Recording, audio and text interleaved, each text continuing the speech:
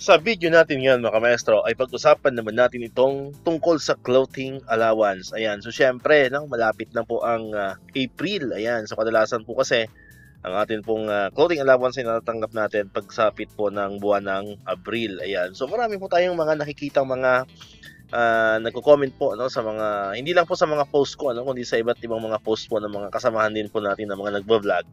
Ayan, so marami po tayong mga nababasa dyan sa mga Facebook group, ano po, marami mga nagtatanong kung magkano daw ba talaga ang ating matatanggap na clothing allowance para ngayong 2025. Ayan, kasi may mga nagsasabi 10,000 na raw, ano. Meron din naman mga nagsasabi 6,000, meron din mga ako nakikita 5,000. Ayan. So, alamin po natin ngayon sa video na to kung magkano ba talaga ang ating inaasahan po na clothing allowance na matatanggap ngayong darating pong April for fiscal year 2025. Ayan. So, pagbasihan po natin po ano yung General Appropriations Act, ano, yung GAA. Ayan. So, ito po yung napapaloob doon sa General Provisions po ng ating GAA or yung General Appropriations Act for fiscal year 2025. 'Di ba? Kung maalala po niyo, ito yung medyo controversial, ano? Kasi nga syempre yung General Appropriations Act, yan talaga yung pinagbabasihan yan. Kumbaga sa ano, yan yung batayan, ano po? Yan yung batayan ng ating magiging budget. Lahat ng budget po ng gobyerno, ano po, for fiscal year 2025. So syempre, napapaloob din doon kung magkano yung ating clothing allowance na matatanggap ngayong fiscal year 2025. Ayan. So, nakakita po yan doon sa Section 57, ano po? Section 57 ng General Provisions po ng General Appropriations Act. Ayan. Ito po, no? Yan lang po ang nilagay ko sa screen natin, ano po? Section 57 po yan. Nakalagay yan, uniform or clothing allowance. An amount not exceeding 7,000 pesos per year is hereby authorized for the payment of uniform or clothing allowance to each qualified government employee subject to BC number, ibig sabihin budget circular, no? Budget circular number 2024-1 dated April 4, 2024 and such other guidelines issued by DBM. So ang pinagbatayan po, pinagbasihan naman ng clothing allowance po na nakasaad po dito sa ating General Appropriations Act is yung Budget Circular 2024-1. Ayan, ibig sabihin hindi pa rin naman po nababago po yun mga kamestro.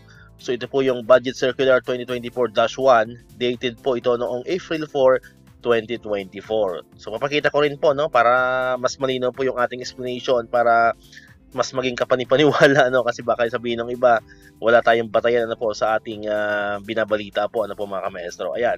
Ito po, kung titingnan po natin yung Budget Circular na issued po mismo ng DBM, ayan.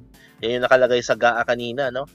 Dated April 4, 2024, Budget Circular number 2024-1. Ayan. So nakalagay po dito, ang subject po niyan is updated rules and regulations on the grant of the uniform or clothing allowance to civilian government personnel. So malinaw po nakalagay po dito sa subject niya, no?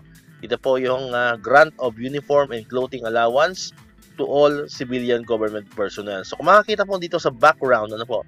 Sa background nitong budget circular na ito, nakalagay dyan, Section 58 of the General Provisions of Republic Act number 11975 or the Fiscal Year 2024 General Appropriations Act authorizes the payment of the UCA or Uniform and Clothing Allowance not exceeding to 7,000 pesos per annum for each qualified government employee subject to the guidelines, rules, and regulations issued by the Department of Budget and Management. So yun po, no? Malinaw po nakalagay po dito.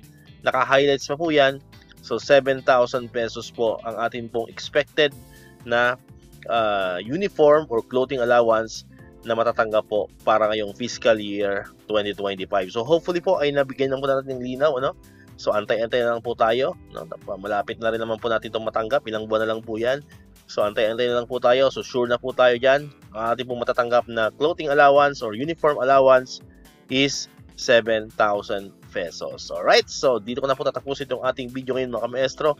Kung hindi ka pa nakakapag-subscribe, click mo na ang subscribe button dyan para ikaw yung unang nakapanood ng mga videos na ina-upload natin.